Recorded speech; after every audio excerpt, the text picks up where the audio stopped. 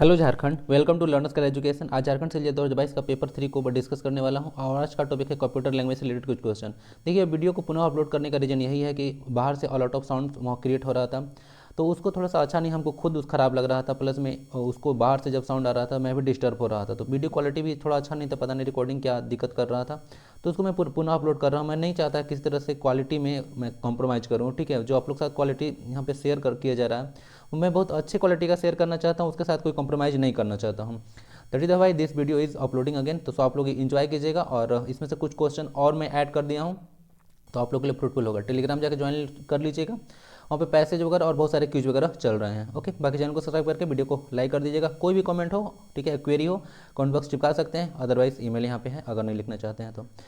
Computer के इतिहास में फर्स्ट प्रोग्रामर किसे माना जाता है आपको बताना है, यानी कि who is known as the first programmer in the history of computer. Okay, तो हिस्ट्री ऑफ कंप्यूटर में फर्स्ट प्रोग्रामर जो माना जाता है वो है लेडी एडा लवलेस। कौन है? लेडी एडा loveless is called the first programmer in the history of computer. तो इनको देखिए, हम लोग मदर ऑफ कंप्यूटर के नाम से भी जानते हैं। क्या बोला था? मदर ऑफ कंप्यूटर के नाम से भी जानते हैं। जैसे आप फादर ऑफ कंप्यूटर बोलते हैं चार्ल्स बेबेज को, ओके, तो मदर ऑफ कंप्यूटर हम लोग बोलते हैं लेडी एडा लवलेस को, ठीक है।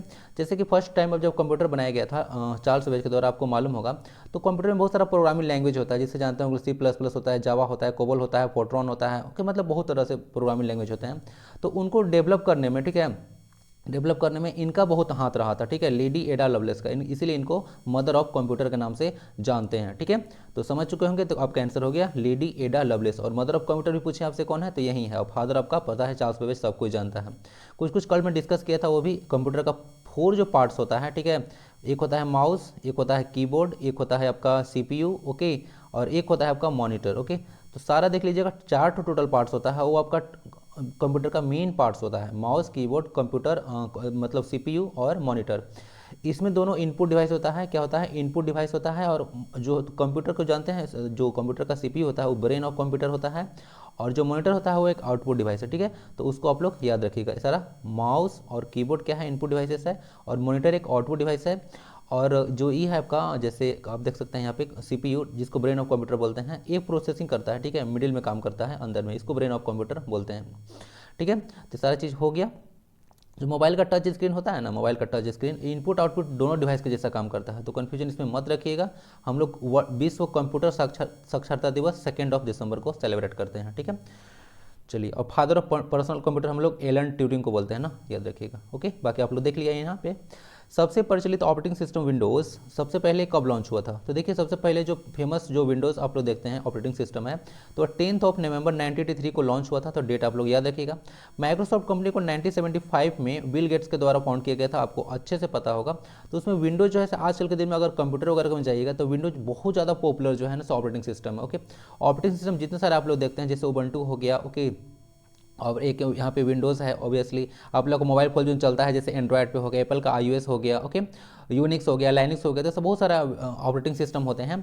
तो वो सारा ऑपरेटिंग सिस्टम मोबाइल को, हार्डवेयर और सॉफ्टवेयर डिवाइसेस को, बहुत सारा चीज़ को मैनेज करने का काम करते हैं। बिना ऑपरेटिंग सिस्टम का जो है कोई चीज़ चलेगा ही नहीं, ठीक है। रोड, जिस तरह गाड़ी चलने के लिए रोड चाहिए है, उसी तरह से कोई भी चीज़ को फंक्शन करने के लिए ऑपरेटिंग सिस्टम बहुत चाहिए होता है, ठीक है। ऑपरेटिंग सिस्टम खराब हो गया तो मतलब कोई चीज़ फंक्शन करेगा ही नहीं, ओके। तो यहाँ से देख लीजिएगा, 10 नवंबर 1983 को इसको लॉन्च किया गया था, विंडोज़ को, ओके। 1975 में फाउंड किया गया था माइक्रोसॉफ्ट कंपनी को, माइक्रोसॉफ्ट का ही विंडोज़ है, ओके। तो ऐसा ही पूछे तो कन्फ्यूजन नहीं होना है, कन्फ्यूज नहीं होना है। कंप्यूटर में प्रोग्रामों की सूची क्या कहता है? यानी कि कंप्यूटर में आप जानते होंगे तो लिस्ट ऑफ प्रोग्राम्स होता है, ठीक है। तो उसको प्रोग्राम्स को हम लोग क्या बोलते हैं? तो उसको मेन्यू बोलते हैं। आप लोग जानते हैं ना मेन्यू, जैसे कि आप लोग देखे होंगे कहीं, अगर होटल रेस्टोरेंट में कहीं भी जाते होंगे तो एक मेन्यू बनता है, ठीक है। वहाँ पे डिस्क्रिप्शन रहता है, यहाँ पे बहुत सारे आइटम्स का, उसका कितना प्राइस वगैरह है, तो उसको मेन्यू हम लोग बोलते हैं, ठीक है। तो उस तरह से हम लोग प्रोग्राम का जो सूची होता है उसको हम लोग मेन्यू बोलते हैं। आइए एक मेन्यू दिखाते हैं। जैसे देखिए यहाँ पे एक स्टार्ट बटन होता है। क्या होता है? एक स्टार्ट बटन होता है। जैसे इस पर आप लोग क्लिक करते हैं कंप्यूटर में, तो ऐसा बहुत सारा लिस्ट खुल के आ जाता है, ठीक है। तो इसको हम लोग मेन्यू बोलते हैं। क्या बोलते हैं? मेन्यू। उसके बाद कंट्रोल पैनल वगैरह बहुत सारा फंक्शन यहाँ पे होता है, जिसमें आप लोग समझते होंगे, काम करते होंगे, समझ गए। तो क्या होगा, कंप्यूटर में जितना सारा प्रोग्राम का जो लिस्ट होता है उसको हम लोग मेन्यू कहते हैं, ठीक है। नेक्स्ट क्वेश्चन आता है, भारत में परम पदक कंप्यूटर किसने विकसित किया है? देखिए, भारत में जो परम पदक है एक तरह का सुपर कंप्यूटर है, और कुछ दिन पहले जो है सुपर फास्ट कंप्यूटर था, ठीक है। क्या है? सुपर फास्ट कंप्यूटर था। तो ये जो है सीडेक पुणे के द्वारा ऐसे डेवलप किया गया था, सीडेक पुणे के द्वारा, ठीक है। पुणे में बहुत सारे कंप्यूटर वगैरह डेवलप किए जाते हैं, आप लोगों को मालूम होगा। तो सीडेक का फुल फॉर्म आप लोग याद रख लीजिएगा, होता है centre for development of advanced computing, centre for development of advanced computing, advanced बोल रहा हूँ, एडवांस नहीं, advanced computing, centre for development of advanced computing, ये फुल फॉर्म होता है सीटेक पुणे के। सीटेक का मतलब सीटेक पुणे में है, याद रखिएगा। भारत में जो परम पदक कंप्यूटर था इसी ने विकसित किया था, याद रखिएगा, ठीक है। चलिए मैं आपसे क्वेश्चन पूछा था ना कि भारत में सबसे अभी सुपर मतलब फास्ट सुपर कंप्यूटर कौन है, तो बताइए जरा, इंडिया में सबसे सुपर फास्ट कंप्यूटर कौन है। आप लोग बता नहीं रहे हैं ना, देखिए ठीक नहीं होगा। डीसीडी was invented by, डीसीडी was invented by, डीसीडी को किसने इन्वेंट किया था बताइए। तो डीसीडी का मतलब फुल फॉर्म क्या होता है, डीसीडी का मतलब होता है डिजिटल कॉम्पैक्ट डिस्क। क्या होता है, digital okay compact disc, okay digital compact disc, ये होता है फुल फॉर्म डीसीडी का, ओके। उसी तरह से है जिस तरह से आप लोग देखे होंगे डीवीडी है, ओके, सीडी है, ओके। तो ये सब लोग सुने डीवीडी डिजिटल वीडियो डिस्क होता है, और सीडी का होता है कॉम्पैक्ट डिस्क वगैरह। तो उसी तरह से ये डीसीडी भी है। तो इसको इन्वेंट करने का श्रेय जाता है जेम्स रसेल को, और टाइम आपका था ईस्वी सन था आपका 1965 में। तो जेम्स रसेल के द्वारा डिजिटल कॉम्पैक्ट डिस्क को किया गया था। जैसे देखिए डिजिटल कॉम्पैक्ट डिस्क हो, सीडी हो, डीवीडी हो, ओके, ये सारी चीज़ आप लोग देखिएगा ना, तो एक तरह से आपका सेकेंडरी स्टोरेज डिवाइसेस के एग्जाम्पल में होता है। बहुत सारे स्टोरेज डिवाइस होता है ना, तो ये सब सेकेंडरी स्टोरेज डिवाइस है, यानी कि परमानेंट मेमोरी का एग्जाम्पल ये सब है। अगर इसमें एक बार डेटा चला गया तो डेटा जिंदगी भर के लिए स्टोर हो जाएगा, खत्म नहीं होता है जनरली, ओके। हाँ कुछ टाइम के बाद खराब हो जाता है डेटा वगैरह, ठीक है, फंक्शन नहीं करता है, क्योंकि उसमें मैग्नेटिक वगैरह यूज होता है, तो उसका जब खराब होता है तो इसमें रखा हुआ डेटा भी खराब हो जाता है। लेकिन जनरली फॉर द कुछ समय तक खराब नहीं होता है। जैसे कि आप लोग रैम देखे होंगे, जैसे मैं काम कर रहा हूँ, अगर इसको मैं सेव करके नहीं रखूँगा तो सारा मेरा किया हुआ धरा हुआ बेकार हो जाएगा, ओके। तो उसी तरह से कह सकते हैं कि जो है ऐसा होता है, ये सबका परमानेंट मेमोरी सब है, स्टोरेज डिवाइसेस है, ठीक है, डीवीडी, सीडी और डिजिटल कॉम्पैक्ट डिस्क, समझ गए। इसका आविष्कार किए थे जेम्स रसेल के द्वारा, हुआ था 1965 में। नेक्स्ट क्वेश्चन को मूव करेंगे, फ्लॉपी डिस्क का आविष्कार किसने किया था। फ्लॉपी डिस्क का आविष्कार किए थे आप लोग देखिए एलन सुगार्ट के द्वारा 1971 में इसका आविष्कार किया गया था। फ्लॉपी डिस्क के कैपेसिटी के बारे में थोड़ा सा बात कर लेते हैं। 1.44 MB इसका कैपेसिटी होता है एस, ठीक है। और यह देखिएगा, जब मैं बताया था कि 1986 में भारत में पहला कंप्यूटर वायरस सी ब्रेन खोजा गया था, ठीक है, सी ब्रेन।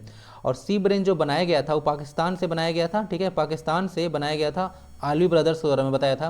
और ये जो आपका सी ब्रेन था वो है फ्लॉपी डिस्क को ही अफेक्ट किया था, तो इसीलिए बहुत ज़्यादा न्यूज में था। तो फ्लॉपी डिस्क बहुत ज़्यादा इंपॉर्टेंट, तो याद रखिएगा। एलन सुगार्ट इसका किए थे, कैपेसिटी इसका 1.44 MB होता है। फर्स्ट जो कंप्यूटर वायरस था सी ब्रेन, भारत में ये भी कुछ पूछते हैं 1986 में, वो फ्लॉपी डिस्क को ही अफेक्ट किया था। आप लोग को थोड़ा सा याद होगा तो लास्ट स्लाइड मतलब लास्ट टू लास्ट मतलब वीडियो में डिस्कस किया था। नेक्स्ट क्वेश्चन आता है कंप्यूटर में प्रयुक्त होने वाले बाइनरी सिस्टम। बाइनरी सिस्टम का आविष्कार किसने किया था। बाइनरी पत्ती अब किया था ना, बाइनरी डिजिट को शॉर्ट में हम लोग बिट बोलते हैं, क्या बोलते हैं, बाइनरी डिजिट को हम लोग शॉर्ट में बिट बोलते हैं, बताया था। तो उसका आविष्कार बताइए किसको, कौन किए थे, तो डॉक्टर वान न्यूमैन। कौन किए थे, डॉक्टर वान न्यूमैन। या देखिएगा डॉक्टर वान न्यूमन को जो है से आपको बाइनरी सिस्टम डेवलप करने का श्रेय जाता है।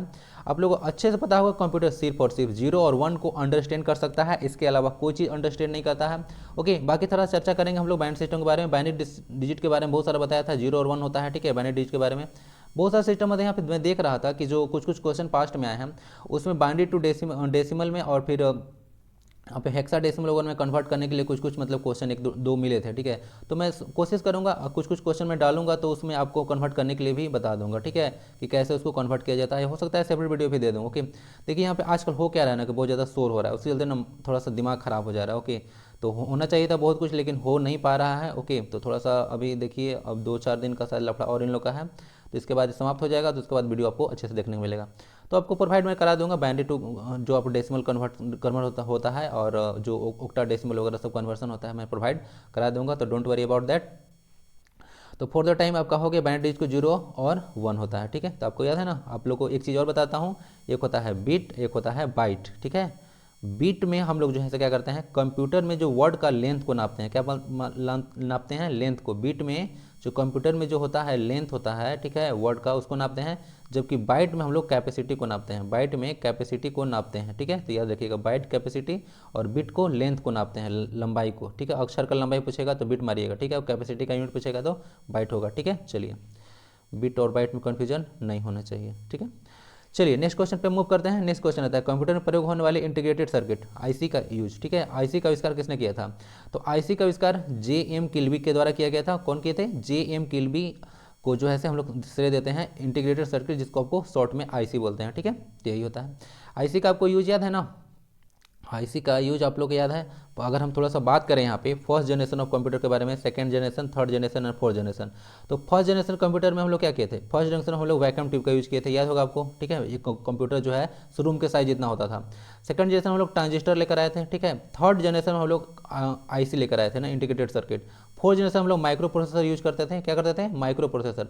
और उसमें भी हम लोग VLSI यूज करते थे, क्या करते थे, VLSI। और जो फिफ्थ जनरेशन जो हम लोग कंप्यूटर चल रहा है, ठीक है, उसमें हम लोग ULSI यूज करते हैं, क्या करते हैं, ULSI। फुल फॉर्म याद देखेगा, VLSI का होता है वेरी लार्ज स्केल इंटीग्रेशन और ULSI का होता है अल्ट्रा लार्ज स्केल इंटीग्रेशन। तो इसको आप लोग याद रख सकते हैं, VLSI और जो है से VLSI और ULSI का। बाकी फोर्थ जनरेशन से माइक्रो प्रोसेसर का यूज स्टार्ट हुआ था, माइक्रो प्रोसेसर चलता है, ठीक है। अब बहुत हाई लेवल का हम लोग माइक्रो प्रोसेसर यूज करते हैं, उसी को अल्ट्रा लार्ज स्केल इंटीग्रेशन हम लोग बोलते हैं। अल्ट्रा मतलब क्या, बहुत ही ज़्यादा बड़ा, ठीक है। तो क्योंकि हम लोग कंप्यूटर का मल्टीपर्पज यूज है, मोबाइल फोन में देखिए कितना सारा काम होता है, ठीक है। पहले के मोबाइल फोन आप लोग 2G से कहाँ तक, अब यहाँ 5G लॉन्च होने वाला है, समझे। तो समझ चुके होंगे आप लोग। तो इसी तरह का हम लोग माइक्रो प्रोसेसर यूज करते हैं। तो ये सारा चीज़ बता दिया, first generation, second generation, third generation, fourth generation और फिफ्थ जनरेशन में माइक्रो प्रोसेसर का ही advance version ultra large scale integration करते हैं। फुल फॉर्म में VLSI और ULSI का याद रख लीजिएगा, काम आएगा, ठीक है। तो for the timing universal integrated circuit का आविष्कार JM किल्बी के द्वारा किया गया था। नेक्स्ट क्वेश्चन को मूव करते हैं, कंप्यूटर में उस तकनीक का नाम बताइए जिसके बिना क्या, जिसको है से बिना तार के आप लोग ऐसे डाटा को ट्रांसफर कर लेते हैं एक जगह दूसरे जगह, ठीक है। तो इसको क्या बोलते हैं, वाईफाई। क्या बोलते हैं, वाईफाई बोलते हैं हम लोग। वाईफाई के थ्रू क्या होता है, जैसे कि ना मैं पटना में जब रहता था, ओके, तो एक बंदा था, ठीक है, उसके पास आप कोई भी मूवी बोल दो, ठीक है, सारा का मैनेजमेंट रखता था, ठीक है। मूवी उसको बोल दो, वो मूवी आपको व्यवस्था करके देगा। तो होता क्या था कि उसके पास कोई मूवी है, ठीक है, तो उसके पास मूवी रहता था। तो यहाँ से जो है हम लोग मूवी जब लेना चाहते थे उससे, तो एक जेंडर ऐप होता था, याद है आपको, जेंडर ऐप। पता नहीं अब यूज नहीं होता है, क्योंकि होता है, बहुत सारे लोग करते भी होंगे शायद ट्रांसफ़र करने के लिए। तो एक जेंडर ऐप होता था। तो अब जेंडर ऐप से क्या होता था कि यहाँ से जो इसका मोबाइल का डेटा जो है से जो सेकंड मोबाइल फ़ोन है, तो उसमें आराम से चला जाता था वाईफाई के थ्रू, ठीक है। तो वो होता था जेंडर, ठीक है। तो इसको वाईफाई के थ्रू जो है हम लोग कोई डाटा को बिना तार के एक जगह से दूसरी जगह भेज सकते हैं। जैसे हमको जो है ये मैं बना रहा हूँ वीडियो, ठीक है, इसको मैं अगर लैपटॉप में डालना चाहूँ तो USB केबल लगा दूंगा, ठीक है। उसके बाद ऐसे क्या करूँगा, उसको भेज दूंगा। USB को फुल पता है ना, यूनिवर्सल सीरियल बस, ठीक है। इसको फुल फॉर्म याद रखिएगा, भूलिएगा नहीं, भूल जाते हैं आप लोग। बाकी जो यहाँ पे टर्म्स आए हैं, वाईफाई समझ गए ना, वाईफाई होगा, आंसर हो गया आपका। तीन चीज़ होता है वाईफाई, एक होता है आपका हाई फाई, क्या होता है, हाई फाई, एक होता है लाई फाई, ओके। तो तीनों का फुल फॉर्म बताइए। ये होता है वायरलेस फिडेलिटी, क्या होता है, wireless Fidelity, okay. Hi fi का होता है हाई फिडेलिटी, फिडेलिटी मतलब बंधुता होता है, जुड़ना। और एक होता है लाई फाई, इसका मतलब होता है लो फिडेलिटी। तो तीन चीज़ याद रखिएगा, वायरलेस फिडेलिटी, हाई फिडेलिटी और लो फिडेलिटी होता है इसका full form hi fi, wifi, hi fi और लाई फाई का, ठीक है। तो भूलना नहीं है, तीनों चीज़ बता दिया। अगर पूछे फ्यूचर में तो कन्फ्यूजन नहीं होना, ज़्यादा पूछते हैं वाईफाई, तो वायरलेस फिडेलिटी। मोडेम का फुल फॉर्म बताइए जरा, लास्ट वीडियो में बताया था। वह तकनीक जिसके द्वारा किसी पृष्ठ पर बनी आकृति को सीधे डिजिटल रूप में परिवर्तित कर दिया जाता है, क्या कहलाता है, यानी कि the technique which is use to convert an image printed on a paper directly into digital form is called. तो इसको हम लोग स्कैनिंग कहते हैं।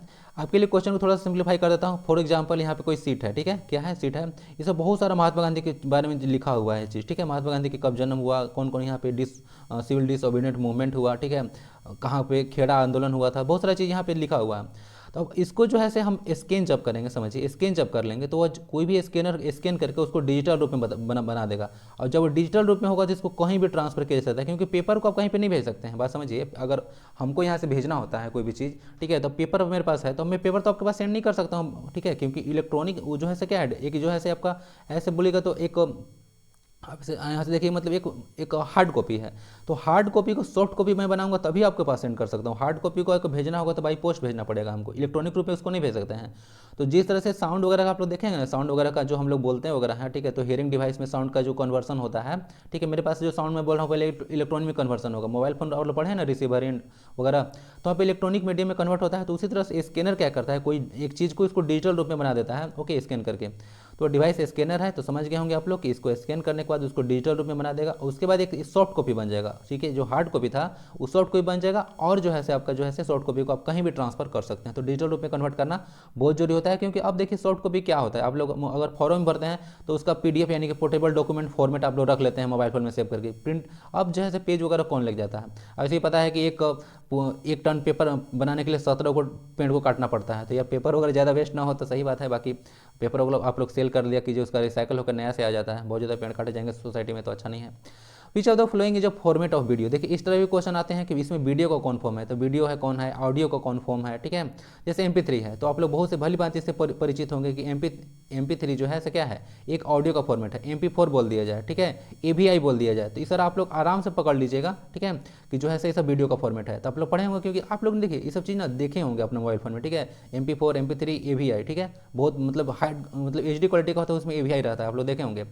तो वो क्वालिटी जो होता है, ठीक है, तो सब वीडियो का फॉर्मेट है। तो उसी तरह से फॉर्मेट वगैरह पे भी क्वेश्चन यहाँ से बन जाते हैं कभी कभी।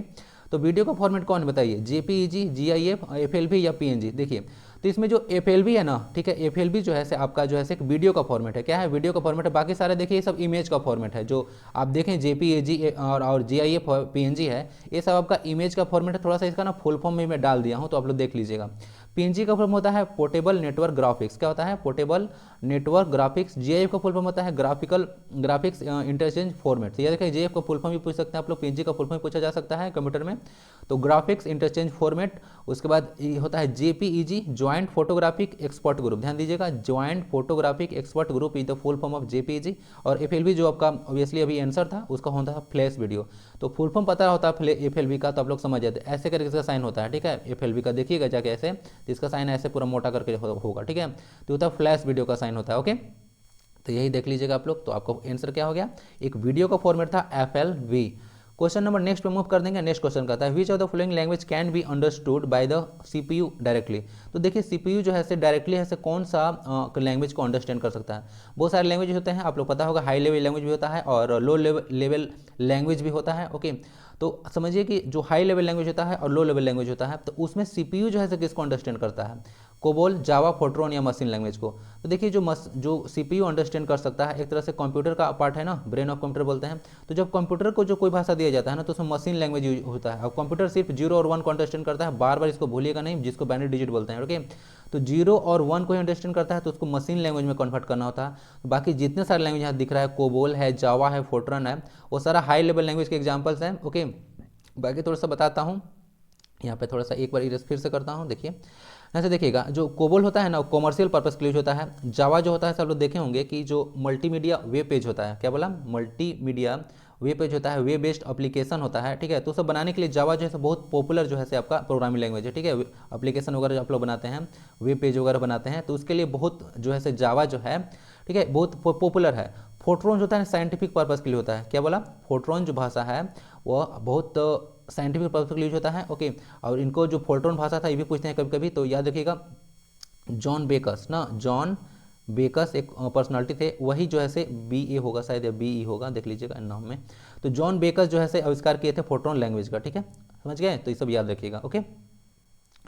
चलिए, तो यहाँ पे आपका सारा चीज़ हो गया है। आंसर आपका मशीन लैंग्वेज हो गया। CPU डायरेक्ट अंडरस्टैंड कर सकता है मशीन लैंग्वेज के, ठीक है। चलिए नेक्स्ट क्वेश्चन आता है कैश मेमोरी। कैश मेमोरी पता होगा, ठीक है। कैश मेमोरी एक तरह का जो है रैम का पार्ट होता है। अगर पूछ दें आपसे कि किसका पार्ट है, तो रैम का पार्ट होता है, ठीक है, एक तरह से रैम जैसा काम करता है। तो cache memory which is also called CPU memory. तो अगर पूछेंगे CPU मेमोरी किसको कहते हैं, तो आप यह आंसर होना चाहिए कैश मेमोरी को। अच्छा CHE लिखा हुआ है, लेकिन पढ़ते इसको जो प्रोनाउंसिएशन है, ठीक है, प्रोनाउंसिएशन है उसका कैसी है ना, एक्ट्स बिटवीन। तो किसके किसके बीच काम करता है बताइए, रैम और रोम, रैम या हार्ड डिस्क या CPU या CPU एंड रैम, ठीक है। देखिए जो आपका कैश मेमोरी होता है वो CPU और रैम के बीच में काम करता है। जब ऐसे बात समझिए, होता क्या है कि जो एक CPU है, ठीक है, और यहाँ पे एक रैम है। देखिए जो एक तरह से ना इसको कहा जाता है हिडन मेमोरी टाइप से, क्या होता है, गुप्त मेमोरी होता है कैश मेमोरी। तो देखिए जब CPU कोई भी फंक्शन वगैरह को परफॉर्म करता है, तो आपको पता होगा इसका कंट्रोल यूनिट होता है, अरिथमेटिक लॉजिक यूनिट होता है। तो बहुत सारा इसका यूनिट जब काम को फंक्शन को परफॉर्म करते हुए रहता है, ठीक है, तो इसको जो अपना डेटा तुरंत चाहिए होता है ना, तो कैश मेमोरी से, जो कि रैम के पास होता है, कैश मेमोरी से डेटा फटाक से ले लेता है। और यहाँ से कैश मेमोरी से जो डेटा होता है ना, CPU को तुरंत मतलब यहाँ से ट्रांसफर हो जाता है। तो वही जब काम करते रहता है CPU, तो इसको डेटा की आवश्यकता होती है, ठीक है। तो तुरंत अगर उसको डेटा चाहिए कि हमको ये चीज़ कैलकुलेशन करना है, ये करना है, तो वो जो कैश मेमोरी है, ठीक है, कैश मेमोरी में जो डेटा है रैम का पार्ट का, वो वहाँ से डेटा लाता है, क्योंकि वहाँ से डेटा बहुत जल्दी फास्टर आ जाता है। आपको पता होगा कि जो कंप्यूटर का जो जो मतलब कैलकुलेशन करने का जो कि टाइम पीरियड है कितना फास्ट है, पता है ना आपको, कितना जल्दी आप लोग देते हैं और फटाक से आपको इन्फॉर्मेशन प्रोवाइड करा देता है। तो यानी कि उसको बहुत जल्दी काम करना होता है, तो कैश मेमोरी का यूज करके इतना जल्दी जल्दी है वो काम कर लेता है, तो उसको फास्टर डेटा का ट्रांसफर करता है, तो वहाँ से कैश मेमोरी काम करता है, और वो जो है CPU और रैम के बीच का फंक्शन करता है कैश मेमोरी। तो इसको भूलिएगा नहीं, इसको CPU मेमोरी भी बोला जाता है। ओके, समझ गए होंगे। देखिएगा कैश मेमोरी का यूज यहाँ भी होता है, इट टेम्परली स्टोर इन्फॉर्मेशन को बहुत कम समय के लिए स्टोर करता है डेटा और प्रोग्राम्स वगैरह को, that are commonly use by CPU। ठीक है, तो CPU वगैरह जो डेटा यूज करता है ठीक है उसी को स्टोर करके रखता है, बाद में खत्म हो जाता है। ठीक है, तो टेम्पररी मेमोरी है, ठीक है, परमानेंट मेमोरी नहीं है। तो अगर पूछ दें आपसे कि कैश मेमोरी किस तरह का है, तो यार देखो कन्फ्यूजन नहीं होना चाहिए, मैं बता दिया रैम, तो रैम एक वोलेटाइल मेमोरी होता है, यानी कि परमानेंट नहीं होता है। ठीक है, टेम्पररी मेमोरी जिसको बोलते हैं आप लोग। ठीक है, तो कैश मेमोरी एक टेम्पररी मेमोरी है। नेक्स्ट क्वेश्चन आता है, which of the following error can be checked by the compiler. Compiler के बारे में बात करूंगा यहाँ पे, अभी टेंशन मत लीजिए। तो कंपाइलर किस तरह के एरर को चेक कर सकता है, तो syntax error, logical error, network failure या फिर इंडेक्स एरर। तो देखिए जो कंपाइलर जो है जिस तरह का आप लोग एरर को चेक कर सकता है वो है सिंटैक्स एरर। क्या होता है, सिंटैक्स एरर। तो सिंटैक्स एरर को इसीलिए चेक कर सकता है क्योंकि सिंटैक्स एरर को कंपाइलर अंडरस्टैंड भी नहीं कर पाता है। ठीक है, क्या होता है, अंडरस्टैंड नहीं कर पाता है। ठीक है, कंपाइलर जैसे कि कोई कॉमा वगैरह हो जाता है, ठीक है, कोटेशन मार्क्स वगैरह हो जाता है, ठीक है, तो ये सारा जो चिन्ह होता है ना, अगर इसमें गड़बड़ी हो जाता है तो उसको कंपाइलर कन्वर्ट नहीं कर पाता है, तो वहाँ से समझ जाते हैं हम लोग कि कोई सिंटैक्स एरर हो चुका है।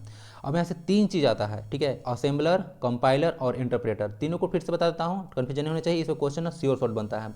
एक होता है कंपाइलर, ठीक है, एक होता है आपका असेंबलर, अब एक होता है इंटरप्रेटर। ठीक है, तीन चीज़ है। सबसे पहले देखिए असेंबलर का नाम है, बात समझिएगा, असेंबलर। देखिए इसको रटना नहीं है, यह जो है असेंबली लैंग्वेज को मशीन लैंग्वेज में कन्वर्ट करता है, असेंबली लैंग्वेज को मशीन लैंग्वेज में कन्वर्ट करता है। कंपाइलर क्या करता है, कंपाइलर जो है हाई लेवल लैंग्वेज को लो लेवल लैंग्वेज में कन्वर्ट करता है। क्या करता है, हाई लेवल लैंग्वेज को लो लेवल लैंग्वेज को ही मशीन लैंग्वेज बोलते हैं, मैं बता चुका हूँ पहले भी।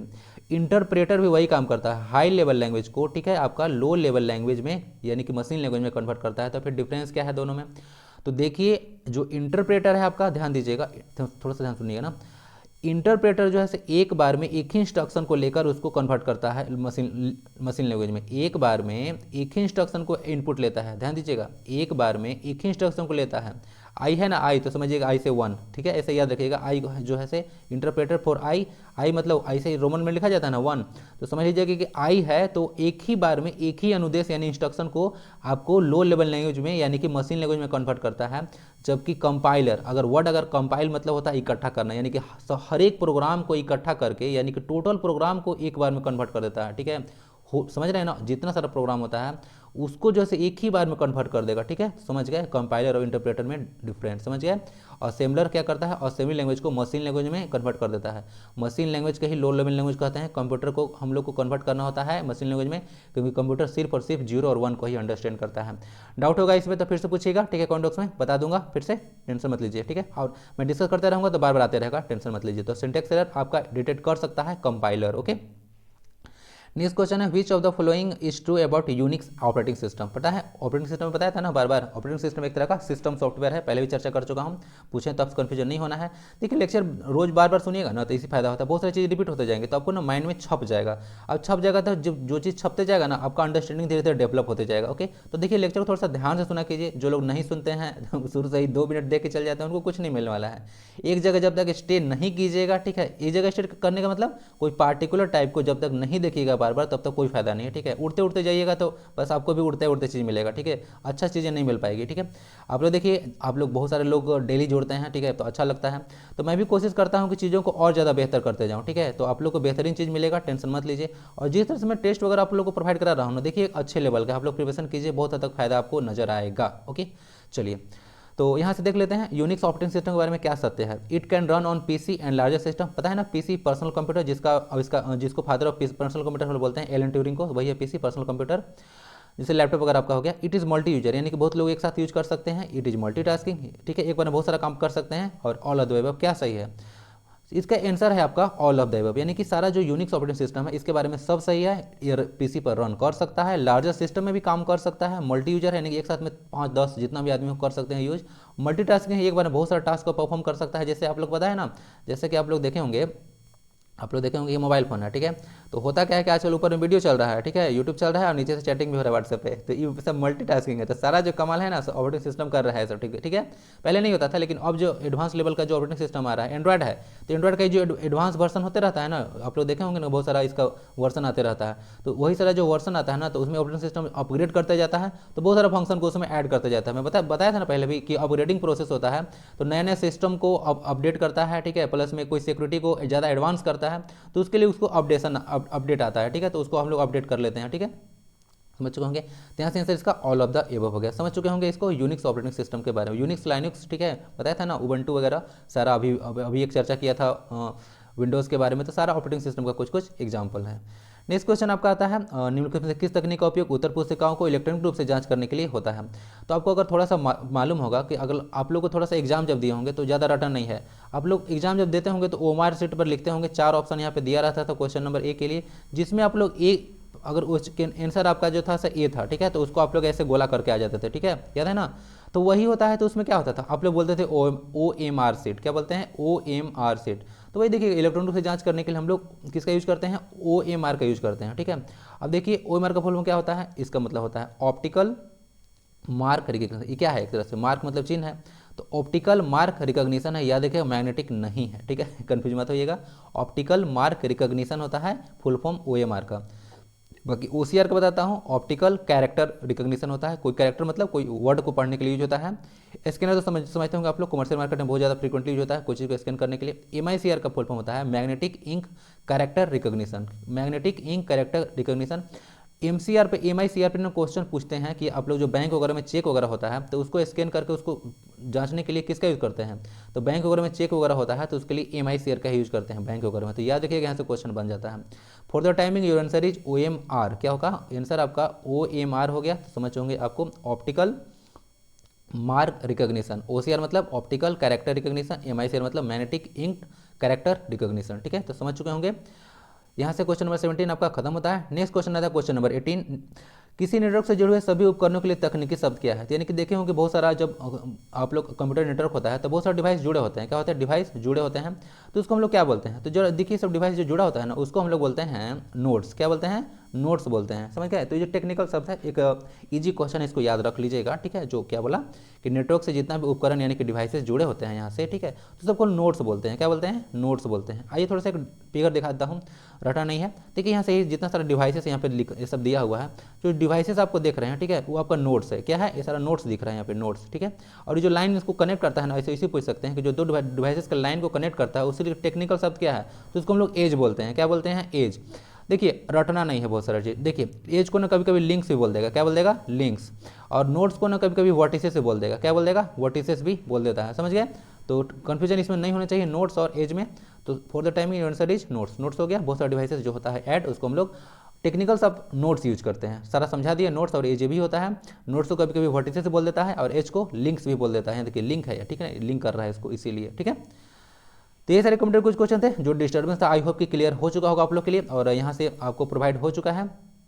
तो बाकी कल मैं पैसेज प्रोवाइड किया था आप लोग को टेलीग्राम पर, देखिए बहुत सारी चीज़ें ना मैं लाने वाला हूँ, ठीक है, बहुत सारी चीज़ आप लोग को देखने को मिलने वाला है पेपर 1 पेपर 3 के हिसाब से। यहाँ से मैं करंट अफेयर भी दे दूंगा, टेंशन मत लीजिए। और हाँ, जिसको कन्फ्यूजन है, मैं यहाँ पे जीके और इंग्लिश ही पढ़ाऊंगा, हिंदी वगैरह मैं नहीं पढ़ाता हूँ, बट अभी इंग्लिश का हिंदी का क्वेश्चन था, और बाकी मैं 10th देखिए हिंदी पढ़ चुका हूँ, ठीक है। तो हिंदी भी लगभग उतना ज़्यादा खराब नहीं है। आप लोग तो वीडियो में देखिए, अब मैं वीडियो जब डाला तो आपको लोग का फीडबैक अच्छा से है, इसीलिए मैं अगला पार्ट बनाया। अगर आप लोग को अच्छा नहीं लगता तो मैं क्यों बनाता, ठीक है।